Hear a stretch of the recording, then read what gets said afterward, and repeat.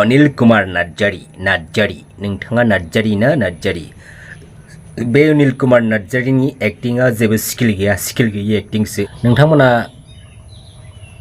मिथिखाबाय बे भिडिअनि टपिक्सआ मा जागोन लोगोसे फिन खनसेबाव नोंथांमोनखौ आंनि बे चेनेलाव बरायग्रोना लाग्रोनाय जाबावबाय शर्ट मुभि खालामग्रा अनिल kr.Narzary ना मा होनो बिथांनि मोनसे गाज्रि लेंगुवेजजों बुंहरनाय मोनसे कल रेकर्डिंआ ससियेल मिडियायाव भाइरेल जागासिनो दङ आरो बिथां अनिल kr.Narzary बिथाङा गावनि जा कल रेकर्डिं भाइरेल जादों बिनि सायाव बिथाङा मोनसे क्लेरिफिकेशन लाबोदों बे क्लेरिफिकेशनखौ नोंथांमोननो आंनि बे भिडिअनि गेजेरजों फोरमायनो नाजागोन बिथांनि क्लेरिफिकेशनखौ आं फरायनानै नोंथांमोननि सेराव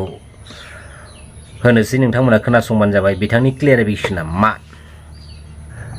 बिथां अनिल kr.Narzary बिथाङा ओरैबायदि क्लेरिफिकेशन होदो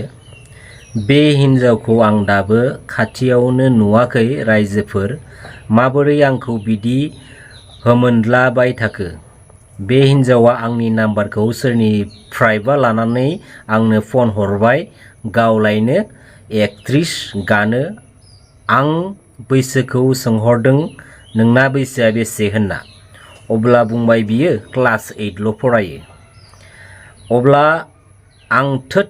जानाय नङा देनां ला होनना बिदिनो फन हरलाबाय थायो SMS हरलाबाय थायो आंथ' बिजियाव थाबाय थायो मेन्टेलि टर्चार खालामबाय थायो एखमबा फनबो हमा SMSबो रिप्लाइ खालामा आं SMS रिप्लाइ आरो फन हमाबा दानिया बुंनोसै आरो जोंना बर'फ्रा बिदिनो एसे नाम जाबाथाय लेबेल देखायो बिदि हरलाबाय थानायनि सानसेखालि सोंहरदों बे दानि कल रेकर्डआव खोनानाय बायदि सोदोबखौ दाना सानसेखालि SMS गेलेनायखौबो स्टेटास होना दोनबाय आं नुसनफ्लांना गोख्रैनो दानना ला होनना बुंबाय उनाव दानबाय आं बे बारनिफ्रायनो 2 दानसो जाबाय बे गथ'नि फनबो हमा SMSबो रिप्लाइ खालामा दाना दाखालि बे गथ'आ बङाइगावआव सोरजोंबा थांनायाव हमजाहैदोंनो दाना गामिना रायजोफ्रा आंनो फन हरबाय आच्छा भाई माथो नों ओरैबायदिसो नोंनि कल रेकर्ड दं आं होनबाय दे रेकर्डआ हरलाय होनना आं नुबाय नंगौ आंनि कल रेकर्ड दानिया आं रायजोफोरखौ बुंहरबाय आं बे गथ'खौ दाबो खाथियाव नुवाखै आंहा जेबो गाज्रि सोमोन्दो गैया नोंसोर आंनाव सोंनांला बे हिनजावनावनो सोंना लादो आं बेजों माबा जादों नामा होनना उनाव गावसोर सोंनायाव हिनजावा आंनि सायाव जेबो बुंनो रोङामोन फन रायलायदोंमोन नाथाय लोगो हमफेराखै गावसोर होनहरबाय नोंहा जेबो जायाखैसै गथ'आ जेबो बुंनो रोङाखैसै होनना दाना मैया आंखौ लेंहरबाय आं थांनो नागिरदोंमोन मोनसे शुटिं गोनांखाय एसे मोनागोन होनना बुंहरदों बेनि सिगां बिसोर थानायाव थांबाय आरखि बे गथ'आ सोरजों मा जादों आं बेखौ जेबो मिथिया दा फन रेकर्डनि थाखायनो आंखौ सन्देह खालामबाय बरनाम होबाय जानो हागौ आंखौ ब्लेकमेलिं खालामदों आं बुजिबाय मालायखौ जेखि खालाम हागौ नाथाय आं गथ'खौ दाबो मोगथाङाव नुफेराखै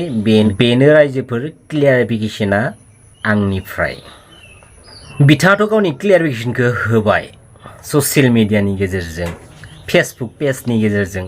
नाथाय गावनि गोरोन्थिबोदि दं बेखौ बिथाङा सिमान जादिया अनिल kr.Narzary नोंथाङा नार्जारी ना नार्जारी बे अनिल kr.Narzary एक्टिंगा जेबो स्किल गैयि एक्टिंसो नाथाय माखासे समाव मा जायो हारिनि सासे सुबुं हिसाबै कालचार लाइनाव फैबाय जेब्ला जौगाथों होननानै सापर्ट होबोदों बिथाङा सापर्ट मोनदों होननानै माखासे लिमिट्सफोरखौ क्रस खालामबोदों आरो बिथांनि आन्दोनि माखासे आखुआबो दिनै सोराङाव फैदों आरो बेफोरबायदिनो कालचार लाइननि गोबां जोंनि गेजेराव ससियेल मिडियानि गेजेरजों भाइरालबो जाखांलांबाय थांनाय समफोराव नङा होमबा भाइराल जाखांनायनि उनाव बिसोर मा खालामो थिग बेफोरबायदिनो गावबा गावनि फेसबुक पेजनि गेजेरजों बा इउटिउब चेनेलनि गेजेरजों क्लियारिफिकेसन लाबोयो नंगौबाबो नङाबाबो बेनिफ्राय साननैसो उनाव बाथ्राया साइलेन्ट गोमोरलाङो बिनिफ्राय बिसोर फिन आरोबाव कालचार लाइनाव आगान होफिनो आरोबाव फिन जोंनिनि गेजेराव बिसोरबायदि मानसिखौ सापर्ट होग्रा मानसिबो दं जेरावनोखि बिसोरनि गोरोन्थिखौ नुखानानैबो अब्ला जों बिसोरखौ लाइ होफिनो जायाखै होमबा लाइ होफिनोबा मा जायोनो बेखौथ' नोंथांमोना मोजाङै मिथिखागौ बयबो ना होमबा बेफोरबायदि जिमानखिनि जोंनि कालचार लाइनाव भाइराल जानानै थांनाय जिमानखिनि दं जोंनि गेजेराव बिसोरखौ एक्चुअली जोङो सापर्ट खालामनाङा सापर्ट खालामनाय माने जोंनि बिराद गोरोन्थि आरोना सापर्ट होनाङा आरो नुखा खोनाखा जों सापर्ट होनाङा बेफोरबायदिनो कालचार लाइननि गोबां भाइराल जानानै थांखांनाय जोंनि गेजेराव दङ बिसोरबो मा खालामो भाइराल जाखांनायनि उनाव सानसे बा साननैनि उनाव गावबागाव फेसबुक पेज बा इउटिउब चेनेलनि गेजेरजों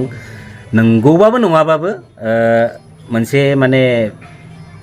क्लियारिफिकेसन लाबोयो रायजोनि गेजेराव बिनि अखानायनिफ्राय बिसोर मा फिन आरोबाव सेम कालचार लाइनावनो आगान होफिनो आरो बिसोरखौ सापर्ट होफिनग्रा जोंनिनो गेजेराव दंबावो बिसोरनि गोरोन्थिखौ नुखा खोनाखा बिसोरखौ सापर्ट होफिनग्रा जोंनिनो गेजेराव दंबावो दायो आं बे भिडिअनि गेजेरजों बे बाथ्राखौसो आं बुंनो सानदों बेफोरबायदि जिमानखिनि गाज्रि लाइनजों भाइराल जालांनाय जोंनि कालचार लाइननि जेसेबांखिनि मानसिफोर दं बै भाइराल जालांखानाय गाज्रियै भाइराल जालांखांनाय मानसिफोरखौ जिमानखिनि सापर्ट होफिनग्रा जोंनि गेजेराव मानसिफोर दं बैसोरो गासैबो साफा साफा मोसौसो जाम्बासो आरो जाम्बा जाम्बिफोरसो बिसोरो मिथिबाय मानो जाम्बा जाम्बि मानो मोसौ मिथिगौ ना बिसोरनि गोरोन्थिखौ नुखा खोनाखा सापर्ट होफिननाय माने बियो सासे बुरबकसो खिबुआव खर' गोनांसो बिसोर साफा साफा